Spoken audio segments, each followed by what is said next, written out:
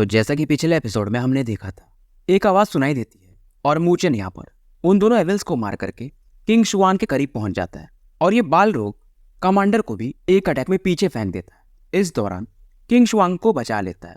अब आगे किंग शुआन को फिलहाल ये इसके कमर पे पकड़ता है और हल्की से अपनी स्पिरिचुअल एनर्जी ट्रांसफर करके इसे किंगलिंग की तरफ उछाल देता है।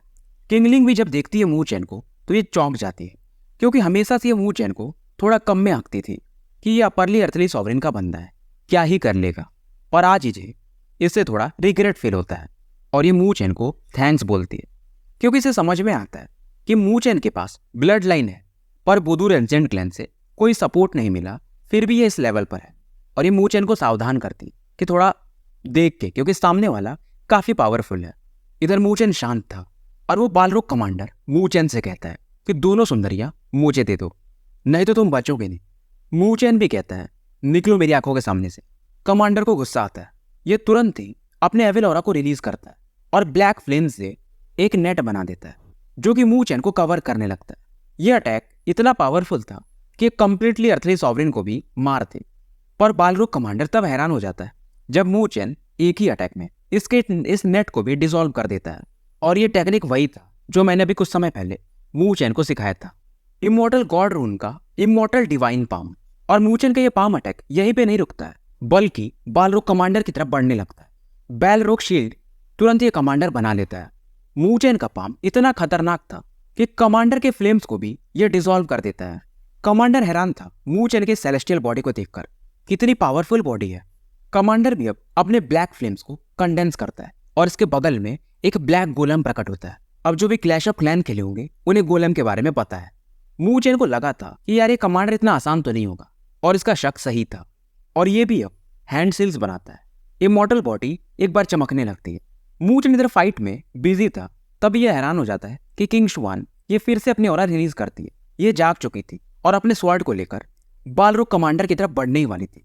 मूचेन इसे समझाता है कि देखो तुम इंजर्ड हो, जाने दो, मैं इसे देख लूंगा। बालरोग कमांडर इस दौरान कुछ सोचता है और यहाँ से निकल जाता है, पर जाते जाते कहता है कि अगली बार तुम नहीं बचोगे, मेरा गोलम तुम्हारी सेलेस्टियल बॉडी को टुकड़े टुकड़े कर देगा। और फिलहाल अब ये किंग शुआन से बातें करने लगता है कि मैं इसे संभाल लेता। किंगलिंग भी अब मूचेन की बात से सहमत थी। किंग शुआन अब ये जल्दी जल्दी रिकवर कर रही थी, क्योंकि इसका भी power level completely earthly sovereign पर था। और ये मूचेन को थैंक्स बोलती है। और इस दौरान किंगलिंग मूचेन से कहती है कि क्यों ना हम साथ में ट्रैवल करें, और अगर तुम इंटरेस्टेड हो तो इस दौरान हम तुम्हें बुदूर एंसेंट क्लैन के बारे में कुछ बता भी सकते हैं। मूचेन भी अब इनकी बात मान जाता है और ये साथ में ट्रैवल करने लगते हैं। इस दौरान ये अपनी माँ के बारे में पूछता है।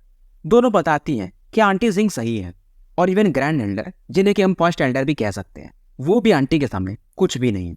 और एक पुरानी किस्से बताती हैं कि कुछ समय पहले की बात है, फर्स्ट एल्डर और आंटी जिंग में बहस हो गया था। तो आंटी जिंग ने बुदूर एंसेंट क्लैन का जो सबसे पावरफुल एरे है, ग्रैंड एरे, उसे भी कंट्रोल कर लिया था, जिसकी वजह से ग्रैंड एल्डर को इनकी बात माननी पड़ी कि कोई भी हेवनली सॉवरेन तुम्हें पकड़ने नहीं जाएगा। अब जाके मूचेन को समझ में आता है और ये अंदर से काफी अच्छा और काफी निराश भी एक साथ फील करता है कि इसकी माँ अभी भी इसे प्रोटेक्ट कर रही है। इस दौरान ये दोनों लड़कियां ये भी बताती हैं कि मूचेन की जो माँ है वो किंग लिनियज से है, यानी कि किंग ब्लड लाइन। मूचेन अब इन बारे में पूछता है तो ये बताती है कि बुदूर एंसेंट क्लैन में कई सारे लिनियज हैं, यानी कि परिवार हैं, जैसे कि जुआन लिनियज, मो लिनियज और अपना किंग लिनियज। ऐसे और भी हैं, पर उनका रैंक उतना ऊपर नहीं है। बहुत समय पहले की बात है, तुम्हारे ग्रैंडफादर यानी कि तुम्हारे नाना जी क्लैन के लीडर हुआ करते थे, और इसके बाद आंटी जिंग ही बनने वाली थी। पर जो हुआ तुम्हें तो मालूम है, इसकी वजह से क्लैन वालों ने उन्हें इस पद से हटा दिया। और किंग शुआन बताती है कि हालांकि हम लोग इस बात से खुश नहीं थे, पर क्योंकि आंटी जिंग ही हमारे लिनियज में सबसे पावरफुल थी, तो हम ज्यादा कुछ नहीं कर पाए। खास करके मो लिनियज और जुआन लिनियज ये हमें सप्रेस कर चुके हैं। मूचेन भी कहता है बस वेट करो, जैसे ही मैं हेवनली सॉवरेन पे पहुंचूंगा अपनी माँ को लाने जाऊंगा। किंग शुआन वगैरह ये सुनकर के अचंभित हो जाती है, क्योंकि हेवनली सॉवरेन लेवल पर पहुंचना लोगों का सपना होता है और ये काफी हार्ड है। पर मूचेन काफी कॉन्फिडेंट था। इतना तो इन्हें समझ में आ रहा था कि मूचेन आराम से जुआन लुओ और मोक्जिन के बराबर का बंदा है, बिना किसी बाहरी हेल्प के। पर फिर भी किंगलिंग कहती है कि अगर तुम हेवनली सॉवरेन पे पहुंच भी गए तो भी तुम बुदूर एंसेंट क्लैन के लिए कोई खतरा नहीं रहोगे। मूचेन स्माइल करता है कि अगर मैं हेवनली सॉवरेन पे हूं तो मेरी माँ वैसे भी अब किसी के दबाव में नहीं रहेगी, तो मेरी माँ को किसी की जरूरत ही नहीं है। दोनों लड़कियां भी समझ जाती है। किंग शुआंग भी दिमाग लगाती है क्योंकि मू चेन के की इंटू ट्रिनिटी को ये भी समझ चुकी थी, और अगर मू चेन 8 वुडूर वाला पावर हासिल कर लिया तो आराम से ये अपने से एक लेवल ऊपर के बंदे से भी फाइट कर सकता है। यानी कि जब ये हेवनली सॉवरेन के स्पिरिचुअल ग्रेड में रहेगा तो ये गॉड ग्रेड को टक्कर दे पाएगा। हालांकि इस दौरान किंगलिंग वगैरह इसे मोकजिन और जुआन लू से सावधान करती, पर मू चेन कहता है मैं किसी से नहीं डरता, उन्हें आने दो, मुझे फर्क नहीं पड़ता। और इसको ये भी पता चलता है कि उन दोनों के पास क्वासी रेयर सुपर पावर है, और मू चेन इनसे कहता है टेंशन मत लो, मैंने उन्हें कभी कम में नहीं आंका, लेकिन अगर वो मुझे कम में आंकेंगी तो उन्हें पछतावा होगा। किंग शुआन काफी खुश थी कि इनका किल लीनिएज जैसे जैसे खत्म हो रहा था, पर शायद एक उम्मीद है, वो भी मू चेन के रूप में। अब ये लोग आगे बढ़ते रहते हैं। इस दौरान इन्हें कई सारे एविल प्लान मिलते हैं, यानी उनके वॉरियर्स, और एक के बाद एक ये उन्हें मारते रहते हैं। आगे में मू चेन अब ज्यादा पावर फील कर रहा था। शायद ये लोग उन रेलिक्स के काफी करीब थे। 4 घंटा और ट्रैवल करने के बाद इन्हें सामने में एक ब्लैक ऑल्टार देखने को मिलता है, जहां का जमीन भी काफी बंजर था। वहां पर मू चेन देख के बताता है कि शायद कुछ लोग फाइट कर रहे हैं, और ये लोग जिससे फाइट कर रहे हैं ये लोग एविल क्लैन के हैं। मू चेन वगैरह जब करीब पहुंचते हैं तो ये ऑल्टर के ऊपर में 4 स्टोन पिलर्स देखने को मिलते हैं, और चारों पर फ्लेम्स जल रहे थे। एक जो स्टोन पिलर था वो सेंटर में था, और बाकी 3 इसको सर्कुलर फॉर्म में घेरे हुए थे। और जो बीच वाला स्टोन पिलर था वहां पर एक ग्रे कलर का कॉफिन पड़ा हुआ था, जो कि फ्लेम्स वगैरह से घिरा हुआ था। मू चेन का अंदाजा था कि पक्का ये हेवन डेमन एम्परर लेवल के किसी बंदे का है। किंगलिंग देखती है कि यहाँ पर जुआन लू और मोकजिन ये पहुंच चुके हैं। मू चेन वगैरह जब देखते हैं तो हैरान थे कि बालरुक कमांडर उनमें से एक था, जो कि फिलहाल मोकजिन से फाइट कर रहा था। वहीं जुआन लू का ओपोनेंट ये थोड़ा पतला बंदा था, पर थोड़ा वियर्ड दिख रहा था। किंग शुआंग बताती है कि शायद ये वाला बंदा डेमन ब्लड क्लैन का है, ब्लेड क्लैन का, जो कि टॉप 32 क्लैन में से एक है। और किंग शुआन भी अब एक्साइटेड थी इस बैटल में जाने के लिए। मू चेन भी यहाँ पर अपने ब्लैक और व्हाइट मू चेन दोनों को प्रकट कर लेता है, और एविल क्लैन से बैटल में अब ये भी लग जाते हैं। मोकजिन भी जब मू चेन को देखता है तो कहता है चलो फाइनली ये आ ही गया। बालरुक कमांडर भी जब मू चेन को देखता है तो थोड़ा सा सीरियस हो जाता है, और इस मौके का फायदा उठाकर मोकजिन इस बार एक पावरफुल पंच मार देता है। मोकजिन का जो अटैक था इसमें आइस पावर था, पर बालरुक कमांडर इसे तुरंत ही अपने ब्लैक फ्लेम से पिघला देता है, और गुस्से में ये इस फ्लेम से मोकजिन पर अटैक करने लगता है। मोकजिन तुरंत ही अपना म्यूटेबल सेलेस्टियल बॉडी रिलीज करता है, जिसका रैंक 25 है। मू चेन भी इसके पावर को फिल करके हैरान था और समझता है कि भाई बुदूर एंसेंट क्लैन का ये एक जीनियस बंदा है, तो ऑब्वियसली इसकी बॉडी नॉर्मल थोड़ी होगी। इधर डेमन ब्लेड क्लैन से जुआन लू भी फाइट कर रहा था, और ये बंदा भी जुआन लू से कहता है कि तुम्हें प्राउड फील करना चाहिए कि तुम मेरे डेमोनिक स्वॉर्ड से मारे जाओगे। जुआन लू कहता है ऐसा, और ये भी अपने सेलेस्टियल बॉडी को रिलीज करता है, जिसका रैंक 27 था, और इसके बॉडी का नाम था the great pagoda celestial body. हालांकि ये इवॉल्व हो सकता है, इसका evolve version endless light body है, जो कि 5 जो प्रिमिटिव सेलेस्टियल बॉडी हैं उनमें से एक है। मू चेन समझ रहा था कि ये बंदा भी काफी बड़ा महत्वाकांक्षी है। अब वो जो बैलरुक कमांडर का गोलेम था और मोकजिन का सेलेस्टियल बॉडी एक दूसरे से पंचेस में बातें कर रहे थे। मोकजिन इस दौरान अपने म्यूटेबल पाम अटैक को भी रिलीज करता है, और इस अटैक के कारण वो गोलेम वो काफी पीछे जाके गिरता है। बालरुक कमांडर ये काफी गुस्सा हो जाता है और मोकजिन पर फियरलेसली एकदम अटैक करने लगता है। दोनों का जो अटैक था यानी बैटल वो अलग ही लेवल पे चल रहा था। अब इधर जुआन लू पे वो ब्लेड डेमन क्लैन वाला कितने भी अटैक करता है, पर इसकी जो पगोड़ा बॉडी की डिफेंस थी वो नॉर्मल सेलेस्टियल बॉडी से कहीं ऊपर थी, तो ब्लेड क्लैन वाला इसके डिफेंसेस को नहीं तोड़ पा रहा था। और जुआन लू फाइनली स्माइल करता है कि अब मेरी बारी अटैक करने की, और एक टेक्निक ये यूज करता है द लाइट सील अटैक। अब इस ऑरा को ये अपने तलवार में कंडेंस करता है और इस बंदे की तरह बढ़ा देता है। सीलिंग टेक्निक इतनी खास थी कि इस बंदे का जो पावर था थोड़े समय के लिए सील हो जाता है। समय बीतते बीतते अपने अपने बैटल में मोकजिन और जुआन लू ये अपर हैंड हासिल कर चुके थे। मू चेन इनके बैटल देख रहा था कि सच में ये दोनों काफी स्ट्रांग हैं, पर मू चेन को मालूम था कि आखिरी बंदा अभी आने को है। इधर मोकजिन बालरुक कमांडर को काफी घायल कर देता है। बालरुक कमांडर अब चिल्लाता है कि शीटियान तुम किसका वेट कर रहे हो, बाहर आओ। स्पेस में फ्लक्चुएशन होता है और ये बंदा बाहर आता है। मू चेन इसे तुरंत ही पहचान जाता है। शीटियान यू आते ही बालरुक कमांडर के मजे लेता है कि मुझे नहीं लगा था कि तुम यंगर जनरेशन के इन ग्रेट 1000 वर्ल्ड के लोगों से हार जाओगे। जुआन लू जब इस बंदे को देखता है जिसके आसपास डेथ गैस के समान एक औरत थी और इसके साथ में एक और ब्लैक फिगर था, और ये थोड़ा चिंतित होता है। इधर मोकजिन ये काफी कॉन्फिडेंट था, अचानक से गायब होता है और शी टियानियो के सामने प्रकट होता है और एक पाम अटैक इसकी तरफ बढ़ा देता है। शी टियान्यू ज्यादा रिएक्ट नहीं करता। अब वो जो धुंध में वो स्केलेटन बॉडी थी उसे ये बाहर निकालता है। बाहर निकालते ही मू चैन इसे पहचान जाता है कि डेमन एम्परर की बॉडी है और इस स्केलेटल फिगर एक पाम अटैक सेलेस्टियल बॉडी की तरफ बढ़ा देता है। अटैक इतना खतरनाक था कि मोक्जिन की जो सेलेस्टियल बॉडी थी काफी दूर जाकर गिरती है। मोक्जिन भी यहाँ पर अब खून की उल्टी करने लगता है और इसे समझ में आता है कि ये शी टियान्यू ये कुछ ज्यादा ही पावरफुल है। अब जो भी लोग फाइट कर रहे थे वो थोड़े शांत हो जाते हैं, सहम से जाते हैं। किनलिंग तो वो थोड़ी कांपने लगती है। जुआनलुओ जो कि अभी फाइट कर रहा था ये भी रुक जाता है क्योंकि जुआनलुओ अंदाजा लगा चुका था कि जो शी टियान्यू के पास बॉडी है वो डेमन एम्परर की है। और स्ट्रांग नहीं है फिर भी इतना काफी है कि ये सब मारे जाएंगे। सभी लोग फाइट करना बंद कर चुके थे पर मू चैन ये आगे बढ़ता है और शी टियान्यू के लेवल पे जाता है। हवा में आवाज एकदम इसकी शांत थी और ये कहता है, तुमने मेरे नाक के नीचे से डेमन एम्परर की लाश को छीना था। अब वो समय आ चुका है कि तुम मुझे ये वापस दे दो। मोक्जिन जब देखता है तो कहता लगता है ये मू चैन अब ये मरना चाहता है क्योंकि इसे मालूम था वो जो डेमन एम्परर का कॉप्स है वो कितना पावरफुल है। जुआनलुओ का भी सेम एक्सप्रेशन था और सोचता कि ये मू चैन ये ज्यादा उड़ने के चक्कर में मारा जाएगा। किंग लिंग और किंग शुआन भी चिंतित थे। किंग शुआन कहती है फिलहाल हम बस मू चैन पर भरोसा कर सकते हैं।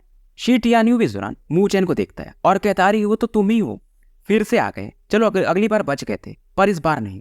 और ये मू चैन को बताता है कि ये जो एम्परर की बॉडी है अब मैं इसे रिफाइन कर चुका हूँ तो मेरा पावर पहले से काफी बढ़ चुका है। मू चैन भी हंसता है, ठीक है तुम पावरफुल हो पर ये रियल डेमन एम्परर थोड़ी है, ये तो बस उनका लाश है। शी टियान्यू गुस्से में कहता है अब तुम्हें पता चल ही जाएगा और तुरंत ही एक पाम अटैक ये मू चैन की तरफ बढ़ा देता है। मू चैन पीछे हटता है और वो ब्लैक रिंग निकालता है। ब्लैक रिंग में फ्लक्चुएशन होता है और एक बड़ी सी आर्मी यहाँ पे प्रकट हो जाती है। अब इनके जो कमांडर थे जियान लोंग वो मू चैन की तरफ देखते हैं। मू चैन इन्हें बताता है कि ये वही बंदा है और ये भी देखते ही पहचान जाते हैं। फिलहाल इस आर्मी को देखकर चाहे वो किंग शुआन हो, चाहे जुआनलुओ हो, चाहे मोक्जिन हो, इन सभी को समझ में नहीं आता है ये मू चैन इसे ये कहाँ से मिल गया इतनी पावरफुल आर्मी। इधर शी टियान हंस रहा था कि आर्मी क्या ही कर लेगी मेरा और ये डेमन एम्परर कॉर्प्स को आदेश देता है कि इन सभी को मार दो। इधर मू चैन इसे मालूम था कि 3000 की आर्मी से कुछ नहीं होने वाला तो फिलहाल ये इसका पावर लेवल क्योंकि बढ़ चुका था तो 3000 आर्मी ये अकेले कंट्रोल कर लेता है। बाकी जो इसके 2 ब्लैक और व्हाइट मूचन थे वो 1000 आर्मी तो टोटल 5000 आर्मी को इस बार ये कंट्रोल कर लेता है और एक ड्रैगन पाम से सामने वाले अटैक को डिसॉल्व कर देता है। जुआनलुओ ये सब चीजें देख रहा था और इसे समझ में आ रहा था कि ये मू चैन ये पावरफुल तो है। बाहर से ये शांत दिख रहा था पर अंदर से इसके दिल में भी खलबली मची हुई थी और इसे डर लगता है मू चैन से। शी टियान्यू भी इधर इस समय थोड़ा सरप्राइज था। इधर अब एम्परर की लाश और इस आर्मी के जो फाइटिंग इंटेंट था उसके बीच लगातार बैटल चलने लगता है। किलिंग वगैरह ये सब देखकर उन्हें समझ में आता है कि मू चैन का पावर लेवल जो जमीनी लेवल पर दिखता है उससे कहीं ऊपर है। ये दोनों तो काफी खुश थी पर वही मोक्जिन और जुआनलुओ उनका चेहरा ही उतर चुका था। शी टियान्यू भी एक अलग ही लुक से मू चैन को देखता है पर इसकी नजर नीचे में जो ग्रे कलर का कॉफिन था एकदम सेंटर में उस पर था। अगर वो नीचे वाली इसको स्पिरिट मिल गई तो ये जो डेमन एम्परर का कॉप्स है इसको ये पूरी तरह से रिफाइन कर लेगा क्योंकि नीचे में जो लाश है वो एक हेवन डेमन एम्परर की है। और ये तुरंत ही पीछे हटता है और उस अल्टार की तरफ बढ़ने लगता है। अब इसे उधर जाते देख मोक्जिन और जुआनलुओ इसे रोकने के लिए बढ़ते हैं पर मोक्जिन और जुआनलुओ को बीच में बालरोग कमांडर ये रोक देता है। मू चैन में फिलहाल अपनी आर्मी को छोड़ करके शी टियान्यू की तरफ बढ़ जाता है। दोनों एक बार फिर से आमने सामने थे और शी टियान्यू रुक जाता है कि तुम आर्मी के साथ तो मेरे से फाइट कर सकते हो पर 1-on-1 तुम मुझसे फाइट करना चाहते हो। मू चैन भी स्माइल करता है कि ट्राई करके देखो। शी टियान्यू भी स्माइल करता है कि तुम्हारा आइडिया सही है। शी टियान्यू आगे बढ़ता है। बीच में इसे रोकने के लिए मू चैन ब्लेजिंग फायर एरे को एक्टिवेट कर देता है पर ये एक ही पंच में इस एरे को तोड़ देता है। मू चैन को समझ में आ रहा था कि शी टियान्यू का असली पावर लेवल क्या है। शी टियान्यू कहता है अब तुम्हारा समय आ चुका है ऊपर जाने का और एक डेथ गैस पाम अटैक मू चैन की तरफ बढ़ा देता है। मू चैन भी अपने पाम पर क्रिस्टल ऑरा को इकट्ठा करता है और बदले में ये बढ़ा देता है। डेथ गैस तुरंत ही उस क्रिस्टल अटैक के कारण डिसॉल्व होने लगती है और इस मौके का फायदा उठाकर मू चैन यहाँ पर अपने पगोड़ा को एक्टिवेट कर देता है और शी टियान्यू की तरफ देखकर स्माइल करता है। और साथ में वो जो क्रिस्टल बॉल अगर आपको याद हो तो इसने स्पिरिचुअल एनर्जी डिस्पेलिंग विंड से बनाया था उसे भी यहाँ पर ये एक्टिवेट कर देता है। अब यहाँ पर पीले रंग की हवा बहने लगती है। शी टियान्यू अब अपने को डेथ गैस से प्रोटेक्ट करने लगता है और ये भी फील करता है कि ये जो विंड है ये काफी फियर्स है, शायद इससे मैं भी इतना आसानी से बच ना पाऊं। और ये विंड जो डेथ गैस था लगातार उसे डिसॉल्व करने लगती है। शी टियान्यू का जो बैरियर था वो गायब होने लगता है और उसकी ऑरा धीरे धीरे कम होने लगती है। शी टियान्यू अब ये समझ चुका था इसे कैसे भी यहाँ से निकलना पड़ेगा, और फिलहाल ये जिस कपड़े में खुद को ढका हुआ था उसे रिलीज करता है और इसकी पेल बॉडी देखने को मिलती है और इसके स्किन को फिलहाल वो जो विंड थी काटने लगी थी। लगातार इसके ब्लैक ब्लड बाहर निकलने लगते हैं। हालत इसकी काफी खराब हो चुकी थी। इसे गुस्सा आता है और फन एक डिसीजन पर ही आ चुका था। हल्का सा अपना ब्लड निकालता है और एक सील बनाता है और अपने को एक कोकून में ढक के यहाँ से निकल जाता है। मतलब वो जो विंड थी इस कोकून पे अटैक करती है और ये मूचेन के पगोड़ा को आर पार कर जाता है। मूचेन भी हैरान था कि पक्का ये इसकी कोई सीक्रेट टेक्निक होगी, पर फिर भी जोरान मूचेन खुश भी था कि शी टियान्यू की हालत काफी खराब हो चुकी थी और मूचेन को मालूम था ये टेक्निक अब ये दोबारा फिलहाल तो यूज नहीं कर पाएगा। मूचेन भी अब बाहर आता है। शी टियान्यू इसके सामने था पर हालत काफी खस थी। बॉडी से लगातार इसके ब्लड बह रहा था। लोग भी यहाँ पर हैरान थे कि 10 मिनट के अंदर मूचेन ने ऐसा क्या किया। बालरो कमांडर सोचता है कि अगर मैं इसके जगह होता, यानी शी टियान्यू की जगह, तो पक्का मैं मारा जाता। अच्छा हुआ उस समय मैं मूचेन से बच के भाग गया था। इधर शी टियान्यू ये काफी गुस्सा हो चुका था। इसके बॉडी से व्हाइट गैसेस बाहर निकलती और मूचेन भी अब तैयार था और ये अपने इमॉर्टल गोल्डन बॉडी को फिर से एक्टिवेट कर देता है। शी टियान्यू फिलहाल एक गॉड ऑफ डेथ के समान लग रहा था। मोक्सिन वगैरह भी जब इसकी ऑरा को फील करते हैं तो डर जाते हैं। शी टियान्यू के पीछे एक ऑरा बनती है, शैडोई टाइप फिगर, जिसे कि कॉर्प्स डाइटी आर्ट कहा जाता है। बालरो कमांडर भी सोचता है कि मूचेन ने शी टियान्यू को इस लेवल पे फोर्स कर दिया। अब मूचेन भी एक स्पीयर चलाता है अपने इमॉर्टल गॉड रून्स को बना करके, पर शी टियान्यू इसे बीच में ही धूल में बदल देता है और ये मूचेन से कहता है अब मेरी टेक्निक को देखो, कॉर्प्स डाइटी आर्ट 3 ब्लोज। मूचेन समझ रहा था कि एक्स्ट्रा टेरिटोरियल रेस का यानी एविल क्लैन का सबसे पावरफुल टेक्निक में से एक है और फिलहाल ये इमॉर्टल बॉडी का जो पूरा पावर था उसे रिलीज करने लगता है। इधर शी टियान वो जो 3 अटैक थे इसके कॉर्प्स डाइटी आर्ट के, उसका पहला अटैक लाइफ डेवोरिंग अटैक मूचेन की तरफ बढ़ा देता है। एक डेथ ऑरा विंड के समान काफी तेजी से आगे बढ़ती है और जो भी इसे टच करे वो तुरंत ही मर जाए। किंग शुआन, किंग लिंग, जुआनलू वगैरह ये थोड़ा पीछे भाग जाते हैं और मूचेन की तरफ खास करके वो दोनों लड़कियां देख करके थोड़ी चिंतित थी। मूचेन इधर एक गहरी सांस लेता है और ये कहता है कि तुम्हारे पास ये डिवोरिंग लाइफ पावर है तो मेरे पास इमॉर्टल प्रोटेक्शन है इमॉर्टल बॉडी का। इसके इमॉर्टल बॉडी पर इमॉर्टल गॉड रून्स चमकते हैं और एक वायलेंट कलर का शील्ड बन जाता है। बालरो कमांडर का अटैक आगे टकराता है, सॉरी शी टियान्यू का लाइफ डिवोरिंग अटैक, पर मूचेन इसे ब्लॉक कर देता है। बालरो कमांडर भी हैरान था कि कंप्लीटली अर्थलेस ऑरियन का कोई भी बंदा हो तो वो मारा जाएगा, पर ये बंदा अलग है। पर शी टियान्यू मानता नहीं है और ये इसका दूसरा अटैक माइंड डिवोरिंग अटैक अब मूचेन की तरफ बढ़ा देता है और जो शैडो फिगर था शी टियान्यू के पीछे, उसके माइंड में से एक लेजर टाइप लाइट निकलती है और मूचेन की तरफ बढ़ने लगती है। मूचेन फिर से वो जो शील्ड पहले कमजोर हो चुका था उसे स्ट्रॉन्ग करता है, पर इस बार ये जो माइंड पावर था ये मूचेन के डिफेंस को तोड़ने लगता है। मूचेन अब थोड़ा पीछे हटता है और लगातार ये इमॉर्टल गोल्डन बॉडी के पावर को यूज कर रहा था ताकि इस ग्रे लाइट के स्पीड को कम कर सके। बीच में ये फायर एरे भी बना देता है, पर जब भी वो ग्रे लाइट टच करती इसका फायर एरे ये भी कोलैप्स कर जाता है। अब ये चीज देखकर किंग शुआन, किंग लिंग का तो चेहरा ही बन जाता है। मूचेन भी पीछे भाग रहा था पर वो लाइट इसको छोड़ नहीं रही थी। अब ये सोचता है और तुरंत ही अपने होली पगोड़ा को एक्टिवेट कर देता है। पगोड़ा से भी एक क्रिस्टल लाइट निकलती और उस ग्रे लाइट से जाकर टकरा जाती है। इस बार मूचेन ने पगोड़ा में अपना इसेंस ब्लड भी यूज किया था और होली पगोड़ा इसके लाइट में सीलिंग पावर होता है तो ग्रे लाइट को फाइनली ये डिसॉल्व कर देता है। बालरो कमांडर और ज्यादा चौंक जाता है कि इसने फिर से ब्लॉक कर दिया। इधर शी टियान्यू ये एकदम गंभीर हो जाता है और जो तीसरा अटैक था कॉर्प्स डाइटी का, अब ये उसे यूज करता है। मूचेन इधर अपने होठ से निकल रहे खून को पोंछता है। मोक्सिन, जुआनलू ये चुपचाप बस देख रहे थे। शी टियान्यू अपना पूरा पावर इस समय यूज कर देता है। इसकी बॉडी मानो बेजान सी हो चुकी थी और तीसरा अटैक ये यूज करता है corpse deity art exterminating the world, और एक चिलिंग टाइप ऑरा यहाँ पे प्रकट होती है। स्पेस मानो थमसा गया हो, जमीन में क्रैक आने लगते हैं। किंग शुआन, किंग लिंग, बाकी लोग भी थोड़ा और दूर चले जाते हैं। मूचेन जानता था जो भी टेक्निक इसने यूज किया है शी टियान्यू ने ये एक रेयर सुपर पावर के समान है, तो इसे भी कुछ वैसा यूज करना पड़ेगा। मोक्सिन इधर जुआनलुओ से बोलता है कि इस बार ये मूचेन नहीं बचेगा, हालांकि इसने हमें काफी प्रभावित कर दिया है। मूचेन की तरफ एक काले रंग का हवा का तूफान तेजी से बढ़ता है और जो भी इसके टच में है यानी दुनिया यही समाप्त हो जाए। फिलहाल ये अभी भी अपने इमॉर्टल गोल्डन बॉडी पर खड़ा था, आंखें बंद करता है और कुछ हैंड साइंस बनाता है और ये कहता है क्योंकि ये लास्ट अटैक है तो मैं भी अपना पूरा दूंगा। इमॉर्टल बॉडी से वॉयलेंट ऑरा जो कि वॉयलेट कलर की भी थी काफी तेजी से निकलती है और मूचेन बोलता है immortal super power, immortal golden lotus. इसकी जो गोल्डन बॉडी थी पर्पल लाइट से चमकने लगती है और कई सारे एंशिएंट मार्क इस पे बन जाते हैं। और यहाँ पर एक पर्पल लोटस बनता है जिसमें मू चेन और इसकी इमॉर्टल गोल्डन बॉडी दोनों कवर हो जाती है। वो ब्लैक विंड आके टकराता है। आसपास कुछ दिख ही नहीं रहा था। धीरे धीरे माहौल शांत होता है। लोगों को लगता है, खास करके बालरोग कमांडर को, कि मू चेन मर चुका होगा। किंग शुआन भी कहती है कि अगर मू चेन मर गया होगा तो हम जल्दी से यहाँ से निकल जाएंगे और हमें एल्डर्स को बताना पड़ेगा। अब ये निकलने ही वाले थे, तभी किंग लिंग देखती है कि उस जलजले में, उस तूफान में एक गोल्डन लाइट चमकते हुए दिखती है और धीरे धीरे ये और भी ज्यादा ब्राइट होते जाती है। एक एक्सप्लोजन होता है और सभी की नजर में एक पर्पल लोटस देखने को मिलता है। लोग चिल्लाते हैं, अरे ये तो मू चेन है। बालरोग कमांडर, मोगजिन, जुआन लो, किसी को विश्वास नहीं हो रहा था। इवन शीट यान्यू, इससे भी कुछ समझ में नहीं आता है। मू चेन कहता है, ये इमॉर्टल गोल्डन लोटस है, स्ट्रॉन्गेस्ट डिफेंस मेरी इमॉर्टल गोल्डन बॉडी का, और तुमने इसे कम में आंका था क्योंकि मू चेन ने अभी कुछ समय पहले ही अपनी इमॉर्टल गोल्डन बॉडी का सेकंड लेवल एक्टिवेट किया था सब्लिमेशन पिल के माध्यम से। शीट यान्यू इधर खून की उल्टी करने लगता है। अब इसके में जान बचा ही नहीं था और मू चेन इससे कहता है, तुम हार चुके हो। पर फिर भी शीट यान्यू एक विकेट स्माइल हंसता है और कहता है, मैं कब हार गया।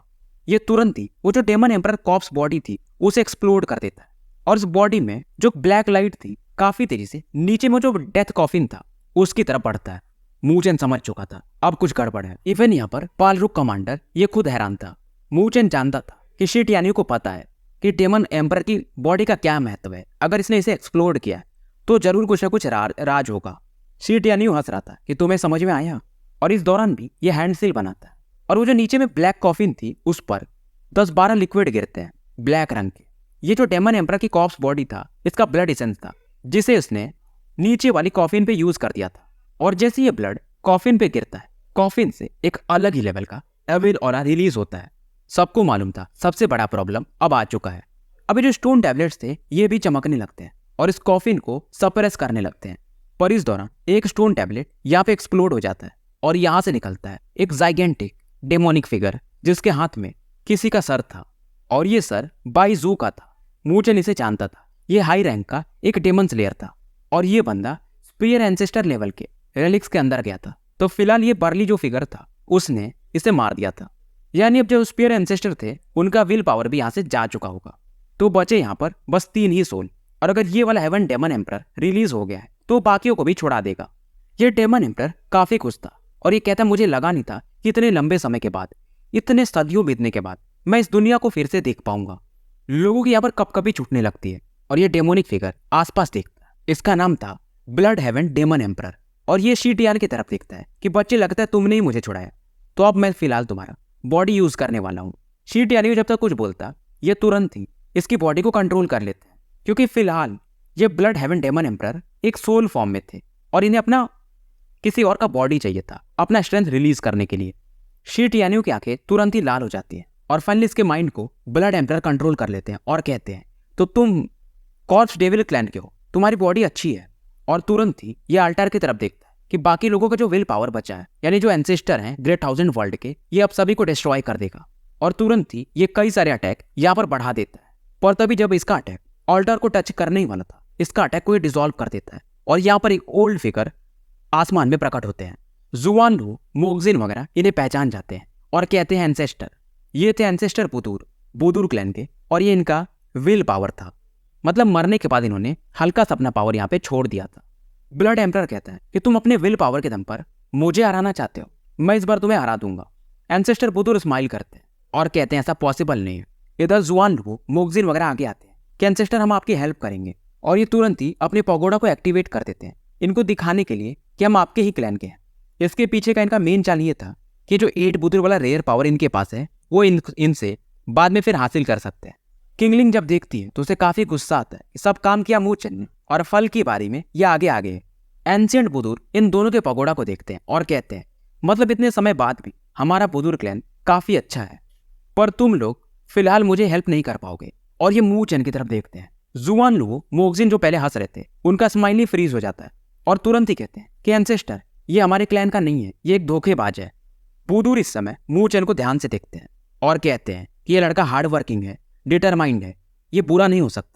जुआन लू और मोगजिन अब बताते हैं कि इसकी माँ ने एक बाहरी इंसान से शादी कर लिया था जो कि एक क्राइम है। पर एंसेस्टर बुदूर कहते हैं ये कब से होने लगा, ऐसा तो मेरे समय नहीं था। मैंने एक क्लैन बनाया था, ये रूल किसने पास किया? जुआलू और मोक्सिन अब शांत हो जाते हैं। दोनों को डांटने के बाद ये मूचेन की तरफ देखते हैं और कहते हैं, बच्चे क्या तुम मेरी हेल्प करना चाहोगे? मूचेन थोड़ा सोचता है, थोड़ा ये भाव विभोर हो गया था कि पहली बार कोई बुदुर क्लैन का मिला जो मुझे धोखेबाज नहीं मानता, और ये कहता है मैं अपना बेस्ट दूंगा। किंगलिंग काफी खुश थी और किंग शुआन भी अब एक चैन का सांस लेती है। ये भी यही चाहती थी कि मूचेन को ही वो 8 बुदुर वाला पावर मिले। फिलहाल एंसेस्टर बुदुर का जो विल पावर था मूचेन के माइंड में एंटर कर जाता है और इनका विल पावर ही इतना स्ट्रांग था कि मूचेन के नस फटने लगते हैं, क्योंकि मरने से पहले ये भी डिवाइन सॉवरेन लेवल पर थे। इधर ब्लड एम्परर हंसता है कि ओल्ड बुदुर तुम्हें ये मौका नहीं मिलेगा, और ये तुरंत ही अपनी ऑरा से इन पर अटैक करने लगता है। मूचेन की तरफ एक डेमोनिक बॉल बढ़ता है, ये तुरंत ही अपने इमॉर्टल गोल्डन लोटस को एक्टिवेट कर देता है और साथ में पगोड़ा को भी। फिलहाल जो ये पगोड़ा एक्टिवेट किया था वो पहले से भी काफी अलग था, क्योंकि पावर जो कंट्रोल कर रहे थे वो एंसेस्टर बुदुर थे, तो ये काफी चमकता है और इस पर कई सारे लेयर्स बने हुए थे और पलक झपकते ये उस अटैक को डिसॉल्व कर देते। अंदर बैठा मूचेन ये भी सोच रहा था कि एंसेस्टर बुदुर ये सच में काफी पावरफुल थे। इधर एंसेस्टर बुदुर पगोड़ा को एक्सपैंड कर देते हैं और बीच में डेमन एम्परर को फंसा लेते हैं। डेमन एम्परर ट्राई करता है, पर ये बाहर जब नहीं निकल पाता है तो अपने ब्लैक फ्लेम से एक डेमोनिक स्पीयर बनाता है और यहाँ पर अटैक करने लगता है। पर इस बार यह अटैक इतना फियर्स था कि पगोड़ा भी पीछे हट जाता है। एंसेस्टर बुदुर इस दौरान अपने ब्रॉन्ज मिरर को एक्टिवेट करते हैं। हालांकि इसमें एक हिस्सा मिसिंग था, पर जैसे इसे एक्टिवेट करते हैं होली पगोड़ा और भी ज्यादा वाइब्रेट करने लगता है और इस पर एक अलग ही चमक आ जाती है और एंसेस्टर बुदुर चिल्लाते हैं डेमन सीलिंग स्क्रॉल, और एक लाइट ब्लड एम्परर को चारों तरफ से घेर लेती है। ब्लड एम्परर हंसता है कि ओल्ड बुदुर ये जो तुम्हारा मिरर है इसे मैं पहले ही तोड़ चुका हूँ और अब तो तुम्हारा विल पावर है, कुछ नहीं होने वाला। और होता भी वही है, ये जो डेमोनिक सीलिंग स्क्रॉल था इसका पावर कमजोर पड़ने लगता है। मूचेन देख रहा था, इसे याद आता है इसका एक कॉर्नर मिसिंग है और मेरे पास कुछ वैसा ही है, और तुरंत ही ये उस पार्ट को निकालता है। एंसेस्टर बुदुर काफी खुश हो जाते हैं कि लगता है तुम्हारे साथ मेरा कोई फेट है। एंसेस्टर बुदुर अब टूटे हुए हिस्से को पूरे मिरर के साथ मिक्स कर देते हैं। मिरर अब पहले जैसा परफेक्ट हो जाता है और जो लाइट चमकती है उससे ब्लड एम्परर अब सप्रेस होने लगता है। मिरर में से यानी वो लाइट जो चमक रही थी उसमें से कई सारे चेन्स निकलती है और एम्परर को बांधने लगती है। एम्परर की ऑरा अब काफी वीक हो जाती है और एंसेस्टर बुदुर चिल्लाते हैं demon sealing scroll seal. Blood emperor अब चिल्ला रहा था, ओल्ड बुदुर तुम लोगों का जो 4 सेक्रेट टावर है उसमें से एक टूट चुका है, तो कुछ दिन की बात है मैं फिर से तोड़ के बाहर आ जाऊंगा और तुम्हारा विल पावर तो खत्म ही होने वाला है। ओल्ड बुदुर जानते थे कि एविल क्लैन वालों को मारना काफी मुश्किल है, मरने के बाद भी थोड़ा ना थोड़ा अंत बच ही जाता है। मूचेन समझ रहा था कि ओल्ड बुदुर का जो विल पावर है ये अभी काफी नहीं है। मूचेन इनसे बातें कर रहा था। ओल्ड बुदुर बताते हैं कि अगर कोई गॉड लेवल का वेपन होता तो शायद इसे मैं मार देता, जिसे कि तुम रेयर डिवाइन वेपन भी कह सकते हो। मूचेन थोड़ी देर सोचता है और इसे याद आता है और एक क्रिस्टल स्वॉर्ड ये बाहर निकालता है। ओल्ड बुदुर भी हैरान थे कि ये तो सेलेस्टियल एम्परर का है। मूचेन बताता है कि उनका इनहेरिटेंस मुझे मिला था। एंसेस्टर बुदुर स्माइल करते हैं कि हमारे बुदुर क्लैन वाले जीनियस ही होते हैं और सेलेस्टियल एम्परर के इनहेरिटेंस को तुम ही डिजर्व करते थे। अब मूचेन बताता है कि इसका पावर काफी कम हो चुका है तो मैं इसे एक्टिवेट नहीं कर पाऊंगा। ओल्ड बुदुर बताते हैं टेंशन मत लो, मैं अपने पावर से इसे यूज कर लूंगा। अब बुदुर एंसेस्टर इसके पावर को यूज करते हैं और एक ही अटैक में फाइनली इसे मार देते हैं। ब्लड एम्परर चीखता है, चिल्लाता है, पर धीरे धीरे इसकी आवाज भी खत्म हो जाती है। बाकी लोग जो यहाँ पर थे अब एक चैन की सांस लेते हैं। एंसेस्टर बुदुर भी अब सेटिस्फाइड थे। मूचेन तभी बोलते हैं कि एंसेस्टर क्या मैं ये जो ब्लड एम्परर का सोल अभी गायब हो रहा है इसको हल्का सा यूज कर सकता हूँ, मेरे पास डेमन स्लेयर टोकन है। एंसेस्टर बुदुर भी स्माइल करते हैं कि इसका तुम्हें 10,000 पॉइंट मिलेगा और तुम शायद अब यंगेस्ट डेमन स्लेयर बनने वाले हो, इवन डेमन स्लेयर किंग बनने वाले हो, क्योंकि 10,000 पॉइंट में उस लेवल पे पहुंचा जा सकता है। मूचेन इसे यूज करता है और इसका टोकन अब चमक उठता है। इस दौरान बुदुर स्माइल कर रहे थे कि जब डेमन स्लेयर वालों को पता चलेगा तो वो भी हैरान हो जाएंगे। इधर सीन शिफ्ट होता है। मूचेन ने जहां से वो डेमन स्लेयर का टोकन लिया था वहां के स्पेस को दिखाया जाता है जहां पर भयंकर लेवल का फ्लक्चुएशन होता है, और जो मोन्यूमेंट था यानी जहां पर डेमन स्लेयर्स के नाम लिखे हुए थे वहां पर नीचे में धीरे धीरे एक नाम ऊपर चढ़ता है और जो डेमन स्लेयर किंग किंटियान थे उनके नीचे एक नाम लिख के आ जाता है, डेमन स्लेयर किंग मूचेन। अब ये ग्रे रूप डैंडलर भी ये हैरान थे कि ऐसा कैसे हो सकता है। बाकी लोगों को तो समझ में नहीं आता है कि ये मूचेन कौन है, पर इन्हें मालूम था कि वो एंसेस्टर स्पिरिट एक लड़के को लेकर आए थे और उसी का नाम मूचेन था। ये समझ जाते हैं कि गल्फ सिटी में कई सारे डेमन एम्परर के अभी भी पावर बचे हुए हैं, तो शायद मूचेन ने उन्हें मारा होगा, शायद एंसेस्टर के विल पावर के दम पर। यह अंदाजा लगा लेते हैं और इन्हें मालूम था अब ये चीज इन्हें हेडक्वार्टर में रिपोर्ट करना पड़ेगा। अब यहाँ पर एल्डर मूइन और एल्डर हेकुआंग को भी दिखाया जाता है। मूचेन का नाम देखकर ये अचंभित हो जाते हैं, पर यह भी अंदाजा लगा लेते हैं। इन्हें मालूम था कि मू चेन एक डेमन स्लेयर किंग बन चुका है, पर ग्रेट थाउजेंड पैलेस वाले यानी जो डेमन स्लेयर्स का हेडक्वार्टर है वो लोग नहीं मानेंगे। एल्डर किंग जुआन भी यहाँ पर शॉक्ड थी पर काफी खुश थी। इधर हे कुआंग और मो इन दोनों समझ चुके थे कि यानी मू चेन को अब एंसेंट एंसेस्टर 8 बुदुर का वो रेयर सुपर पावर भी मिल जाएगा, तो अब हमें उसे पकड़ना ही पड़ेगा। पर किंग जुआन इन्हें ब्लॉक करने लगती कि तुम लोग ऐसा कैसे कर सकते हो। ग्रैंड एल्डर ने कहा था कि मू चेन को बस अर्थली सॉवरेन के लेवल के बंदे ही पकड़ सकते हैं, पर ये दोनों कहते हैं कि ग्रैंड एल्डर भी समझेंगे कि मैटर काफी बड़ा है, इसलिए हमें ऐसा करना पड़ा। जब किंग जुआन इन दोनों को सप्रेस करने को देखती है तो ये कहते मैं समझ रहा हूँ कि किन यानजिंग तुम्हारी बहन है, इसलिए तुम ऐसा कर रहे हो।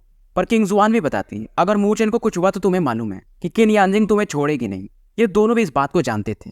इधर मू चेन काफी सेटिस्फाइड था, पर इसका जो क्रिस्टल स्वॉर्ड था अब वो एकदम डिम हो जाता है, उसकी ऑरा गायब हो जाती है। पर मू चेन इसे कहता है कि टेंशन मत लो मेरे दोस्त, जब मैं हेवनली सॉवरेन पे पहुंच जाऊंगा तो तुम्हारा जो ग्लोरी था उसे फिर से मैं वैसा ही करूंगा।